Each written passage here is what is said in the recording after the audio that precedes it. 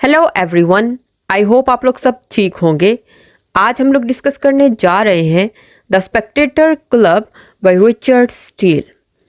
Sir Richard Steele एक Anglo Irish writer थे।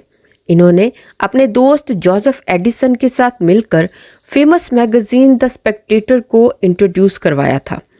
The Spectator club एक ऐसे है जिसे सर रिचर्ड स्टील ने लिखा और इसे पब्लिश किया गया था मैगजीन द स्पेक्टेटर के अंदर 2 मार्च 1711 में, यानी 1711 में इसे पब्लिश किया गया था। ये एक्चुअल में एक इंट्रोडक्शन है। सर रिचर्ड स्टील ने फिक्शनल कैरेक्टर्स बनाए हैं, यानी कि इमेजिनरी कैरेक्टर्स, और वो सिंबलाइज कर रहे हैं इंग्लिश सोसाइटी को। 18th सेंचुरी की जो इंग्लिश सोसाइटी है उसे एक्सप्लोर किया है सर रिचर्ड स्टील ने इन कैरेक्टर्स के थ्रू। मेन 6 कैरेक्टर्स हैं और हर एक कैरेक्टर सोसाइटी के एक एस्पेक्ट को सिंबलाइज कर रहा है। तो रिचर्ड स्टील ने इन कैरेक्टर्स के थ्रू 18th सेंचुरी की इंग्लिश सोसाइटी को एक्सप्लोर किया है, उसे क्रिटिसाइज किया है, उसके कल्चरल, सोशल और पॉलिटिकल एटमॉस्फेयर पर नज़र दौड़ाई है। ये मेंबर्स लंदन कॉफ़ी हाउस में इकट्ठा होकर सोसाइटी के डिफरेंट एस्पेक्ट्स को सिंबलाइज कर रहे हैं। रिचर्ड स्टील खुद एक एनोनिमस स्पेक्टेटर हैं। स्पेक्टेटर एक्चुअल में एक तमाशाई को कहते हैं जो कि ऑब्जर्व करता है।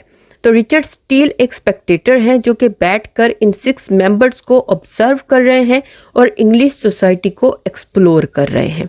तो चलिए ऐसे को पढ़ना स्टार्ट करते हैं हम। द स्पेक्टेटर क्लब, इसका स्टार्ट होता है इंट्रोडक्शन से।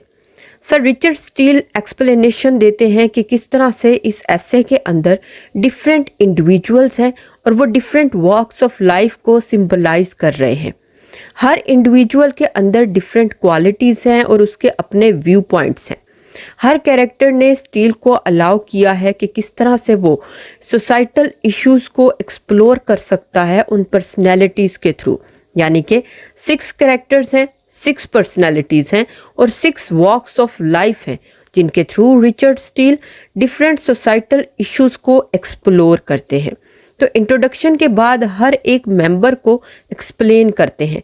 6 टोटल मेंबर्स हैं और हम हर एक मेंबर को 1 बाय 1 डिस्कस करेंगे कि वो कौन कौन से हैं, उनकी क्वालिटीज़ कौन कौन सी हैं और वो कौन सी वॉक ऑफ लाइफ को या सोसाइटी के किस एस्पेक्ट को रिप्रेजेंट कर रहे हैं। तो सबसे फर्स्ट मेंबर हैं सर रॉजर डी कॉवरले। इनका रोल क्या है? ये kind hearted old fashioned country gentleman है। सर रॉजर एक मेहरबान इंसान है, थोड़े पुराने ख्यालात के हैं और देहात से इनका ताल्लुक है। इनकी डिस्क्रिप्शन क्या है, यानी इनकी तफसील क्या है कि ये एक 56 ईयर ओल्ड टॉरी और बैरोनेट हैं वॉर्सेटशायर से। टॉरी किसे कहते हैं? टॉरी कंजर्वेटिव पार्टी के मेंबर को कहते हैं और बैरोनेट कहते हैं एक ऐसा इंसान, आम इंसान होता है वो, लेकिन वो अपने नाम के साथ सर लगा सकता है। तो ये एक पोलाइट इंसान है, यानी कि बहुत ज़्यादा शाइस्तगी पसंद है, बहुत वेल मीनिंग है और थोड़े से पुराने ख्यालात के हैं।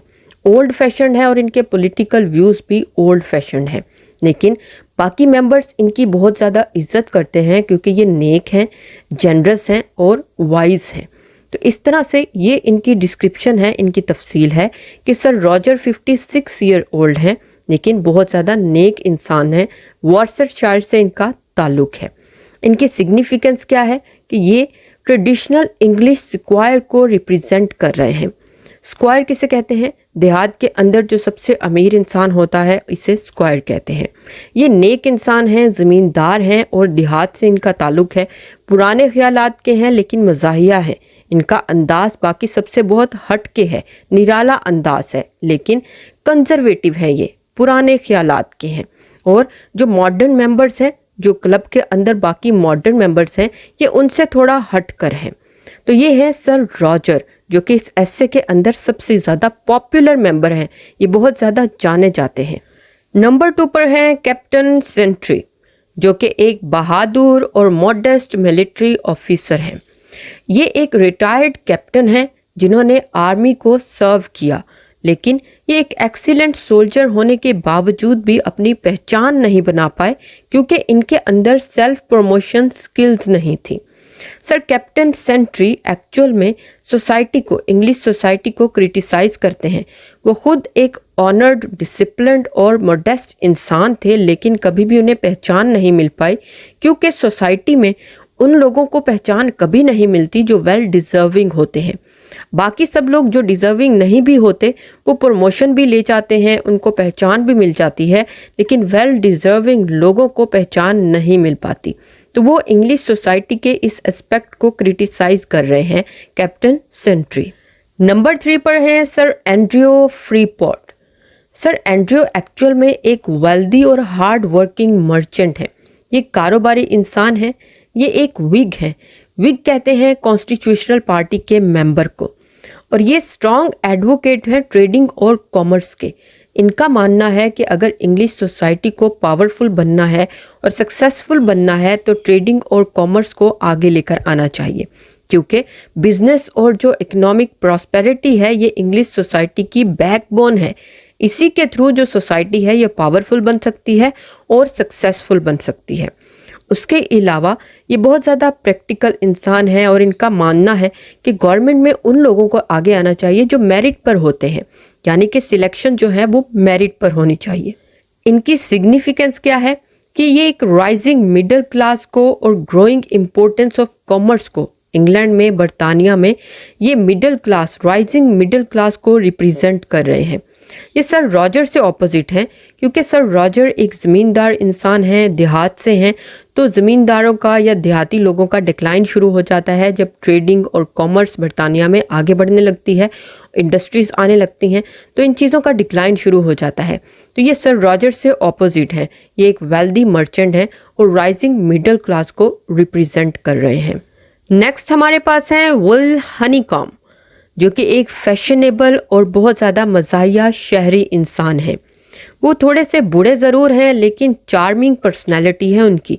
वो लंदन सोसाइटी की फैशनेबल एलिमेंट्स को रिप्रेजेंट कर रहे हैं। वो एक फैशनेबल इंसान है और उन्हें सोशलाइजिंग, फ्लर्टिंग और फैशन और विमेन को डिस्कस करना बहुत ज़्यादा पसंद है। यानी कि sir will honeycomb fashionable London society को रिप्रेजेंट कर रहे हैं 18th सेंचुरी की, कि किस तरह से हाई सोसाइटी का और औरत का उनके पास नॉलेज होता है और वो इन चीज़ों को डिस्कस करना पसंद भी करते हैं। वो एक मज़ाहिया इंसान है, फैशनेबल हैं, थोड़े बूढ़े हैं, लेकिन उन्हें फैशन को डिस्कस करना और औरतों को डिस्कस करना पसंद है। उसके बाद हैं द क्लर्जीमैन, जिनका नाम मेंशन नहीं है, लेकिन ये एक बहुत ज़्यादा लर्न्ड यानी एजुकेटेड और बहुत ज़्यादा नेक स्कॉलर हैं। इनके पास बहुत ज़्यादा नॉलेज है। ये एक खामोश मिजाज इंसान है और इनके पास बहुत ज़्यादा नॉलेज है थियोलॉजी यानी रिलीजन से रिलेटेड और फिलॉसफी से रिलेटेड, जिसे ये क्लब के अंदर बहुत ज़्यादा डिस्कस भी करते हैं। यानी कि क्लब के अंदर मॉरल और रिलीजियस डिस्कशंस के अंदर मेनली इन्वॉल्व होते हैं द क्लर्जीमैन। तो इनकी सिग्निफिकेंस क्या है कि ये सोसाइटी के एक इंटेलेक्चुअल, रिलीजियस और एजुकेटेड एस्पेक्ट को सिंबलाइज कर रहे हैं। और लास्ट मेंबर हैं द टेम्पलर, एक वेल एजुकेटेड लॉयर जिन्हें फिलोसॉफिकल और लीगल इश्यूज को डिस्कस करना बहुत ज़्यादा पसंद है। वो इंटेलिजेंट हैं, रैशनल हैं, लेकिन उन्हें प्रैक्टिकल चीज़ों के बारे में बात करना या उन्हें समझना पसंद बिल्कुल भी नहीं है। वो क्लब के अंदर एक लॉयर का रोल प्ले करते हैं, जो कि लॉ को, पॉलिटिक्स को और जस्टिस को डिस्कस करना पसंद करते हैं। तो ये 6 मेंबर्स हैं जिनको हम देखते हैं द स्पेक्टेटर के अंदर मिस्टर स्पेक्टेटर के लेंस के थ्रू। हम मिस्टर स्पेक्टेटर के थ्रू समझते हैं डिफरेंट एस्पेक्ट्स ऑफ लाइफ को, कि इंग्लिश सोसाइटी क्या है और इसमें किस तरह से ये 6 मेंबर्स डिफरेंट एस्पेक्ट्स को सिंबलाइज कर रहे हैं। ये एक्चुअल में 18th सेंचुरी की इंग्लिश सोसाइटी को रिप्रेजेंट कर रहे हैं। हर एक कैरेक्टर एक एस्पेक्ट को रिप्रेजेंट कर रहा है और रिचर्ड स्टील लेंस का काम कर रहा है, स्पेक्टेटर का काम कर रहा है, एक साइलेंट ऑब्जर्वर का काम कर रहा है, जिसके थ्रू हम डिफरेंट कैरेक्टर्स को, डिफरेंट मेंबर्स को देखते हैं कि वो कौन कौन है और किस तरह से सोसाइटी को रिप्रेजेंट कर रहे हैं। तो ये था ये एसे the Spectator club by Richard Steele. उम्मीद है आपको समझ आई होगी। आज के लिए इतना ही। मैं मिलूंगी अपनी नेक्स्ट वीडियो में। तब तक के लिए खुदा हाफिज।